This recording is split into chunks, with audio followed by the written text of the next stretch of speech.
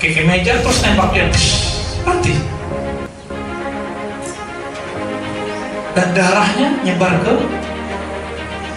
Al-Quran. Itu jihad macam apa? Dan modelnya sama. Orang lagi Jumatan di Cirebon dibom oleh namanya Syarif, tapi markas polisi. Medan Jumatan dibom, betul lah. Dan sekarang udah ketemu jaringannya. Surat dari saudara-saudara kita dari Suriah, apa kata mereka? Cintai negaramu, hormati pemimpinmu, walaupun beda partai, beda coblosan. Cintai orang yang menjaga keamanan di negerimu. Siapa? TNI, polisi.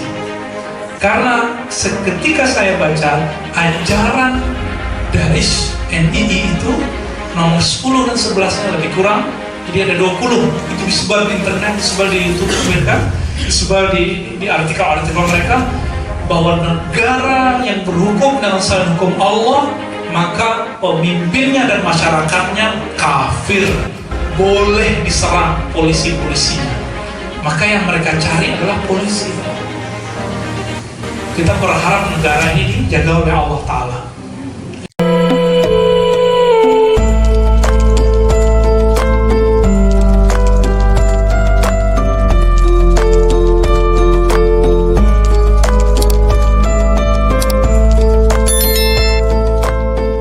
Al-Khawariju kullu man kharaja alal imamil haq.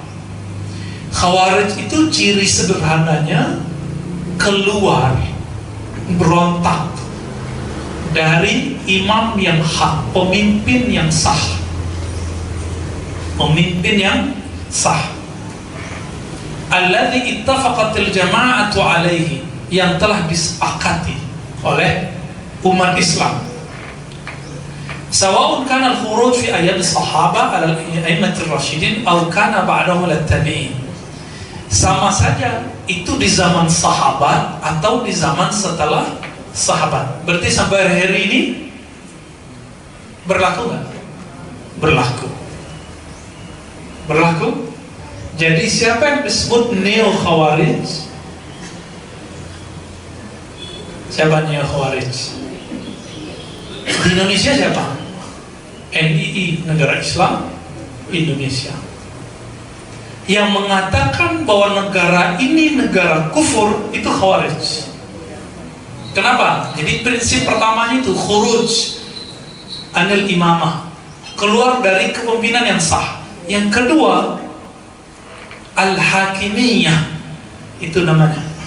Jadi ciri-ciri khawarij itu al-hakimiyah. Apa arti al-hakimiyah? Slogan tadi, la hukma illa lillah. Tiada hukum kecuali hukum Allah. Kalimatnya benar, tapi maksudnya untuk mengkafirkan sesama muslim. Jika ada di Indonesia yang ngomong begini, khawarij, neo khawarij. Kalau untuk global dunia, siapa? ISIS, ya, Ikatan Suami Istri Satu, istri 10 satu bah. Ya, ISIS bahasa Arabnya Daesh. Ya, Daesh bahasa ininya. Daesh itu kependekan dari Daulah Al-Islamiyah fil Iraq wa Suriah. Ya. Tapi sekarang sudah hancur juga. Ternyata ketika Daesh muncul juga kelompok-kelompok Jahbah, kelompok Ansar ini, Free Syrian Army. Dan saya melihat di Indonesia ada yang ikut ke sana dan dia mengatakan inilah mujahid, lawan dari ISIS. Dia kira dia ikut mujahid, ternyata ikut pemberontak yang lain. Mereka buat donasi, Pak, hati-hati, buat donasi. Maka kalau ada donasi jangan langsung terima kecuali yang dapat izin dari pemerintah. Contohnya lembaga-lembaga zakat, ya, Basnas, Tubidu Afa, Rumah Zakat, apa namanya yang PKPU itu, saya lupa, IZI itu apa ya? IZI ya, atau yang level provinsi, level kota, silakan. Tapi jangan yang nggak jelas itu. Sekarang Suriah, udah berapa tahun? Ayah dari guru kami, Syekh Muhammad Sa'id Ramadan Al-Buti, dibunuh lagi pengajian. Dibunuh lagi pengajian, Pak, dibom. Itu perjuangan apaan begitu? Emang berjuang penuh ulama. Ternyata orang-orang pemberontak ini menyebut dirinya mujahid, punya kaedah seperti Khawarij. Kok mereka banyak, Ustaz? Iya, emang Khawarij itu kelompok paling banyak pecahannya. Kenapa? Karena mereka punya konsep ketiga, takfir murtakibil zunub, mengkafirkan pelaku dosa besar atau kecil. Bagi mereka salah itu dosa, keliru itu dosa. Oleh karena itu mereka nggak kayak Al-Qaeda, pecah lagi. Itu Daesh, Jabhatun Nusra, Free Syrian Army, apa namanya ya. Itu semuanya itu pecahan-pecahan dari Khawarij. Kita kasihan sekali. Mereka ingin berjuang, ternyata mereka tidak berjuang. Berjuang itu melawan orang kafir atau melawan sesama muslim. Mereka membunuh sesama muslim. Yang dibunuh ulama, coba. Syekh Al-Buti itu lebih mengerti persoalan di kampungnya, di Suriah. Sedangkan Syekh Yusuf Al-Qaradawi diusir dari Mesir dalam bab politik, tinggal di Qatar. Di Qatar dengan keterbatasan beliau itu, kemudian mau mengatakan, ayo para mujahid turunkan pemerintahan Suriah. Betul, kita nggak sepakat juga kalau pemerintah Suriah itu zalim, kita nggak sepakat juga. Tapi menghancurkan negara yang sah, negara berdaulat, pemerintahan yang sah, itu tidak benar. Apa kata Syekh Al-Buti? Saya lebih mengerti negeri saya daripada Anda, ya. Dan kami menginginkan kedamaian, bukan menginginkan perperangan. Oh, nggak ada. Syekh Al-Qaradawi bilang, kamu ulama sultan. Ulama sultan artinya apa? Ulama penjilat pemerintah. Jadi ini karakter Khawarij, dan itu telah muncul di kalangan awam, di jamaah biasa. Ini yang saya takutkan, Pak. Yang saya takutkan apa? Jamaah awam menuduh ulamanya penjilat pemerintah. Maka orang-orang alim itu gak diikutin lagi, yang diikutin yang tidak alim, yang diikutin yang emosional, yang kalau bahasa beberapa kawan saya sumbu pendek gitu. Jangan arahkan ke siapa-siapa. Sumbu pendek itu sederhana, emosional. Orang alim itu kan dia sabar, sehingga dia jadi alim karena dia sabar, toh. Orang yang nggak alim karena nggak sabar mau ngaji kitab. Bapak ibu kan nggak sabar, makanya nggak bisa baca kitab, gundul. Maunya cuma baca Al-Quran doang, nggak tahu artinya lagi. Coba sabar dikit bisa nerjemah Quran. Orang alim itu ciri-cirinya sabar, Pak. Sabar melihat orang, sabar menjawab pertanyaan, sabar dikritisi orang, sabar dihujat orang. Syekh Al-Buti dikafirkan oleh anak-anak muda yang mengaku dirinya mujahid. Apa kata mereka?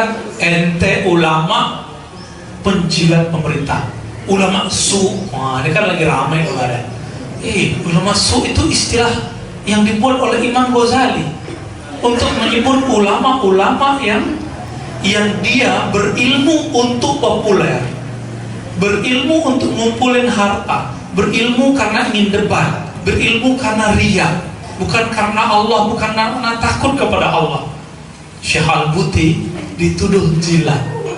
Mereka nggak kenal siapa Syekh Al-Buti. Saya berguru ke anaknya 2006, 2007, 2008, Syekh Taufik bin Muhammad Sa'id Ramadan Al-Buti.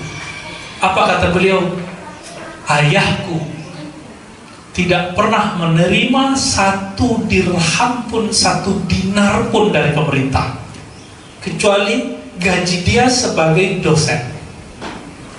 Beliau tinggal di pegunungan, perbukitan Qasyun. Di situ ada daerah namanya Salihiyah. Itu Syekh Al-Buti biasa jalan kaki. Itu kampung orang soleh, Pak. Karena kuburan orang soleh biasa, rumah-rumah itu antara rumah dengan rumah ada kubur. Bahkan di dalam rumah itu ada kubur. Dan semuanya orang soleh. Dan di sana orang nggak takut hantu. Karena ajaran takut hantu itu bukan ajaran Islam. Ajaran di luar dari Islam. Ajaran yang mengatakan orang setelah meninggal dia bisa ganggu, datang lagi gitu ya. Ya, aneh. Itu ajaran reinkarnasi. Kita cukup makan nasinya. Ya, reinkarnasi itu kan dia balik lagi. Kalau ajaran Islam enggak, dia telah pindah alam, ke alam barzakh. Maka jangan takut di rumah yang ada kubur. Cukup didoain selesai. Itu jin bukan kubur, bukan orang yang mati. Ya, Syekh Muhammad Al-Buti lagi kajian tafsir Al-Quran di satu masjid, dibom. Nggak mati Pak, yang mati orang depannya. Akhirnya ada yang berdiri di depan pakai levis lagi. Masa mujahid pakai levis? Pakai kemeja terus nembak dia, mati. Dan darahnya nyebar ke Al-Quran. Itu jihad macam apa? Dan modelnya sama. Orang lagi Jumatan di Cirebon dibom oleh namanya Syarif, tapi markas polisi. Medan Jumatan dibom, betul nggak? Dan sekarang udah ketemu jaringannya. Memberantas itu bukan memberantas ajaran Islam. Ingat, memberantas itu bukan memberantas aktivis Muslim, bukan. Memberantas itu hukumnya wajib. Makanya mereka benci sama Densus 88 Pak. Ini hati-hati, saya punya pandangan lain tentang Densus. Walaupun saya gak suka dengan sebagian sikap mereka yang tidak mau memulihkan nama orang yang dia tidak teroris, itu diteroris, terus gak dibersihin namanya. Kita gak sepakat itu. Tapi jasanya sudah banyak. Dan surat dari saudara-saudara kita dari Suriah apa kata mereka? Cintai negaramu, hormati pemimpinmu walaupun beda partai, beda coblosan. Cintai orang yang menjaga keamanan di negerimu. Siapa? TNI, polisi. Karena seketika saya baca ajaran Daesh NII itu nomor 10 dan 11-nya lebih kurang. Jadi ada 20. Itu disebar di internet, disebar di YouTube mereka, disebar di artikel-artikel mereka, bahwa negara yang berhukum dengan selain hukum Allah, maka pemimpinnya dan masyarakatnya kafir, boleh diserang polisi-polisinya. Maka yang mereka cari adalah polisi. Kita berharap negara ini dijaga oleh Allah Ta'ala. Ya. Kok Ustaz gak takut ngomong begini? Ya mereka gak takut ngomong begitu. Masa kita takut ngomong begini? Kita mayoritas, kita gak boleh diam. Suriah itu karena yang mayoritas nggak mau angkat senjata untuk melawan pemberontak, diam aja. Akhirnya malah balik. Syekh Taufik Al-Buti cerita kepada kami, ketika di Aleppo ISIS masuk, Daesh itu masuk, ngebom PDAM sambil takbir yang saya ceritain tadi. Ngebom PLN.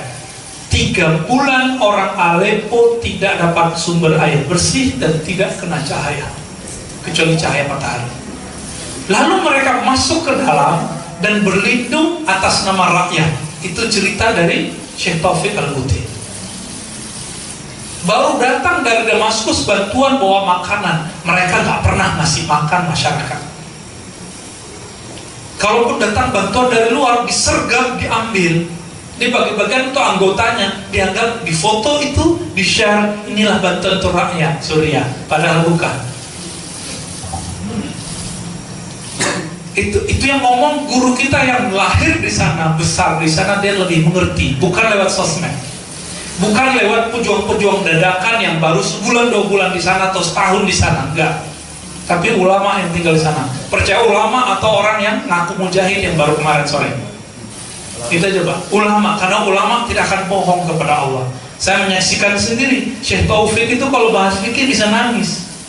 Hukum Islam, bab 4 mazhab bisa nangis Pak. Apalagi bahas ilmu qalbu, semua orang mungkin nangis.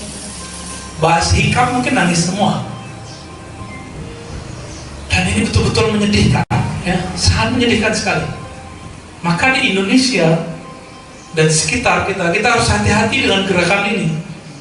Maka pengajian-pengajian nggak boleh kemasukan angin, nggak boleh Pak kemasukan angin, Ibu, Bapak nggak boleh kemasukan angin ya. Wallahu a'lam. Nah, ini masih aman Bapak Ibu, ini masih aman. Koridor ini masih aman.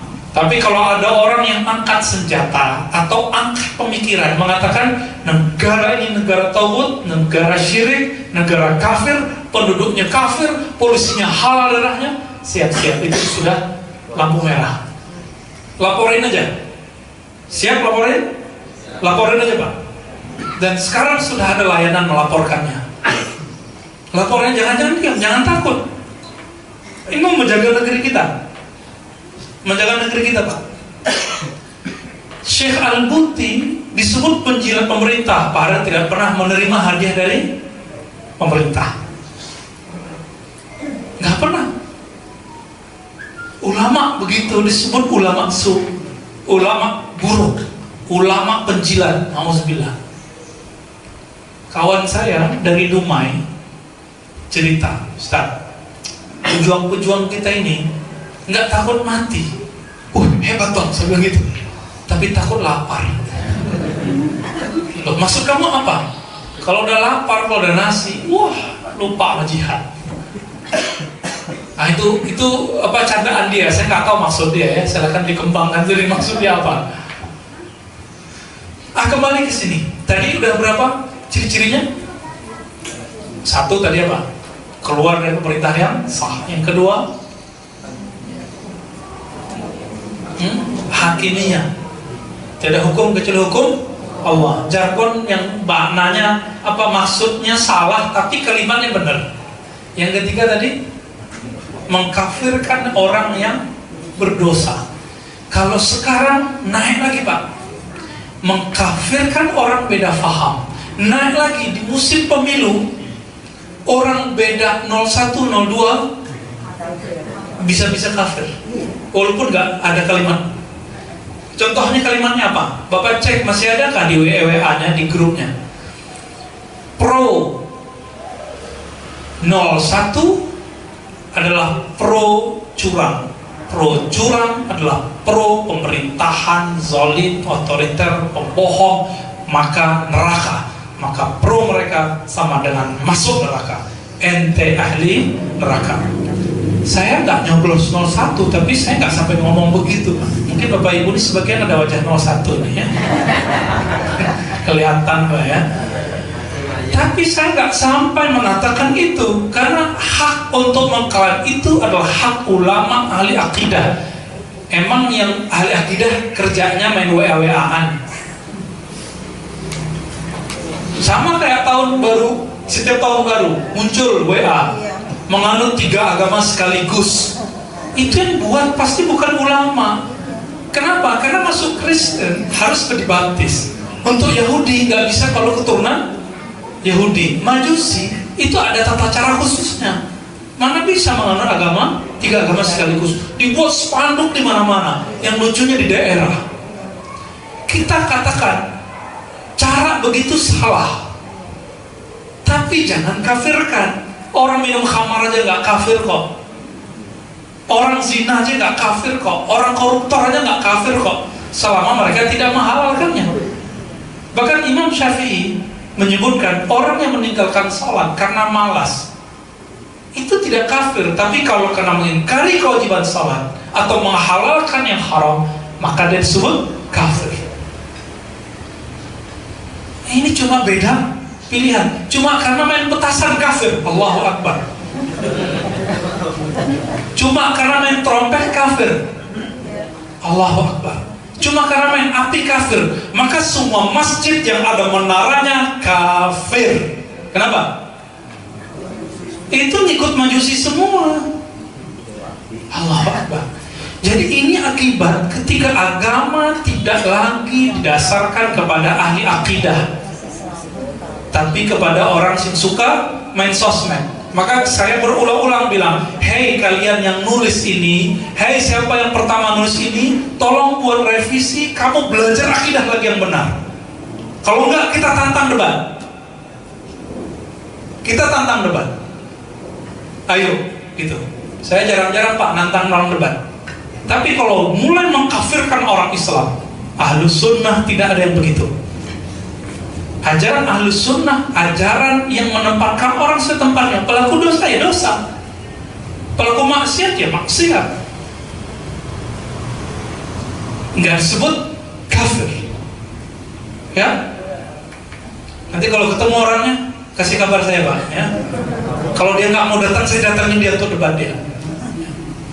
Nauzubillah min dzalik. Nauzubillah min dzalik. Tapi kalau dia tidak intelek, dia nggak, kalau debat mau menang sendiri. Ya, yang penting gitu. Pokoknya, ya salam ya.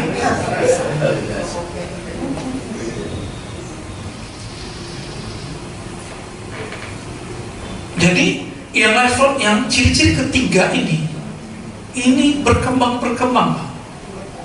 Tadinya beda orang yang berdosa kafir.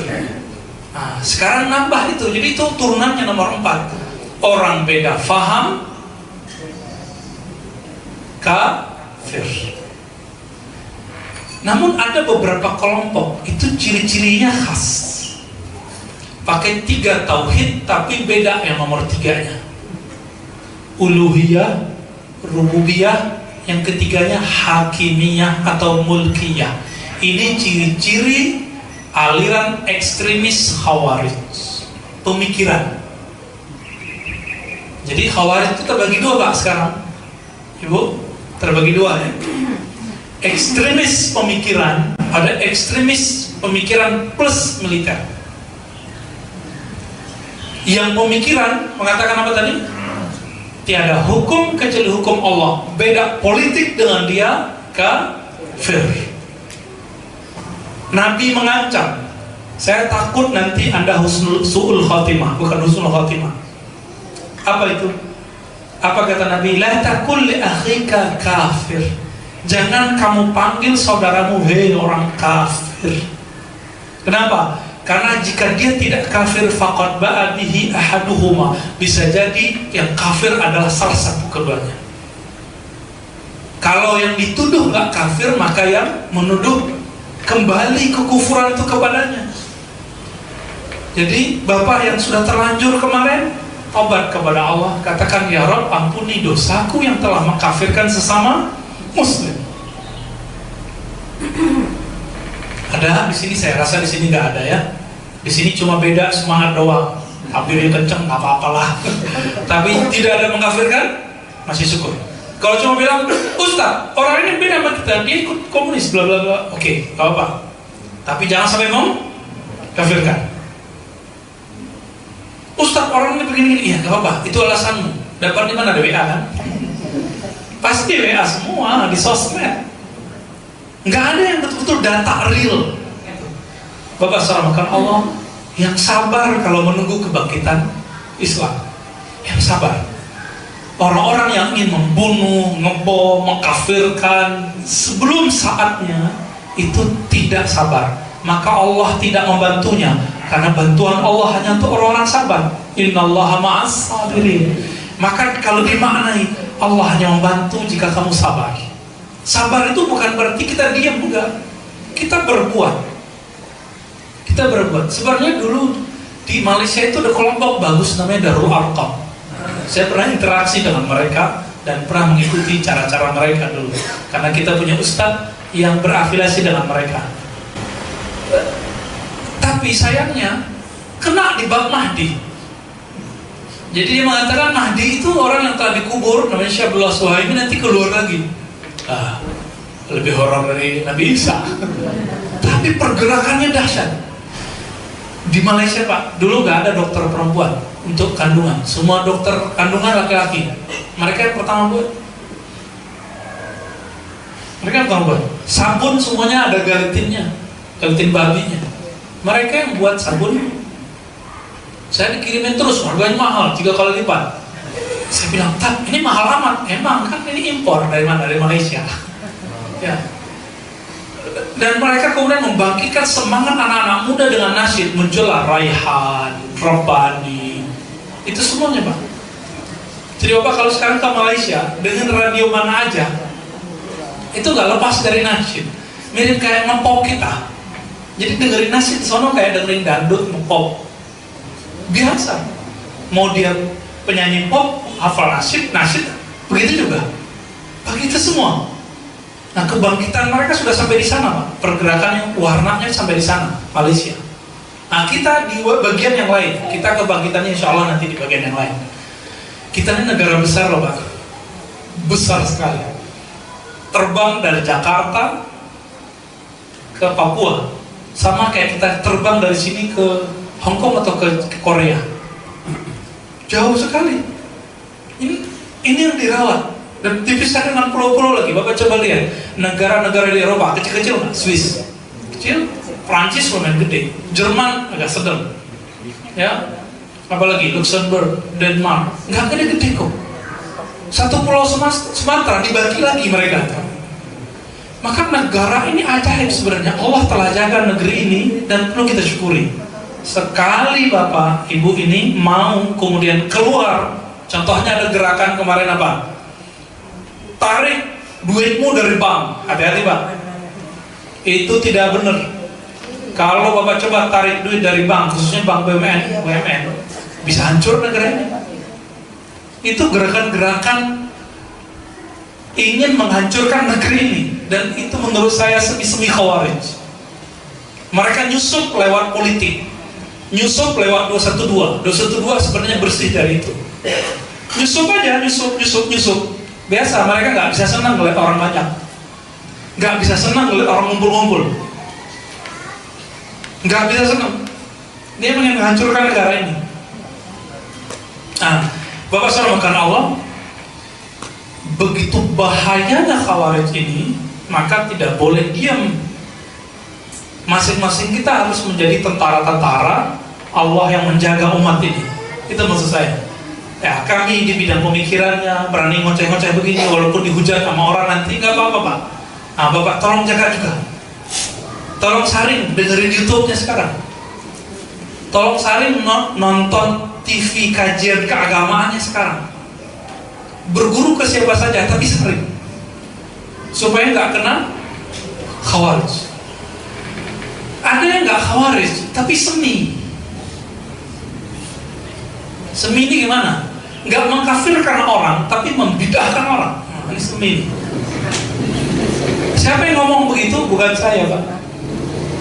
Ulama-ulama Al-Azhar, Syekhul Azhar, pimpinan keagamaan level tertinggi dan sangat ditakuti oleh pemerintahan, dihormati oleh pejabat-pejabat. Syekhul Azhar, pimpinan Al-Azhar. Pimpinan Al-Azhar itu beda dengan rektor. Pimpinan Al-Azhar itu dia jabatan keagamaan politik. Jadi dia punya hak menurunkan raja, menurunkan presiden dengan cara konstitusi tentunya ya. Apa kata beliau? Kelompok ekstremis hari ini yang berani mengkafirkan umat dengan tawasul, dengan ziarah kubur, ya, dengan sejenis amalan ini, dengan tarekat sufi. Orang beramal ini terus disebut kafir. Orang ini disebut juga khawarij hadzal asr, neo khawarij. Ini versi beliau. Kalau saya nyebutnya semi aja, karena separuhnya masih Ahlus Sunnah. Mereka masih baca Sahih Bukhari, Sahih Muslim, masih menghargai imam-imam Ahlus Sunnah sebagian, tapi mengkafirkan sesama Muslim cuma karena beda tawasul maka tawasul. Menzindikkan para sufi. Zindik itu kan kafir juga nanti. Zindik itu orang yang di dalamnya kotor, yang dia tunjukkan tidak kotor Pak, salah satunya. Atau orang yang menentang Allah, itu zindik. Syekh Al-Jum'ah, tapi Syekh Al-Jum'ah, makanya Syekh Al-Jum'ah ini dibenci oleh mereka, disebut dengan ulama penjilat oleh mereka. Ini salah satu gurunya Ustadz Abdul Samad, yang Ustadz Abdul Samad puji beliau. Apa kata Ustadz Abdul Samad? Kalau ilmu hukum Islam usul fikih hilang terbakar di dunia, maka kalau masih hidup syahid Jum'ah, semuanya beliau bisa ulang lagi tulisannya, aman gitu Pak, semuanya ada di kepalanya, ada di dadanya. Tapi Ustaz Abdul Somad pun beda paham politik dengan beliau, ya. Guru murid beda paham itu biasa, tapi tidak mengkafirkan, tidak membid'ahkan, tidak membid'ahkan.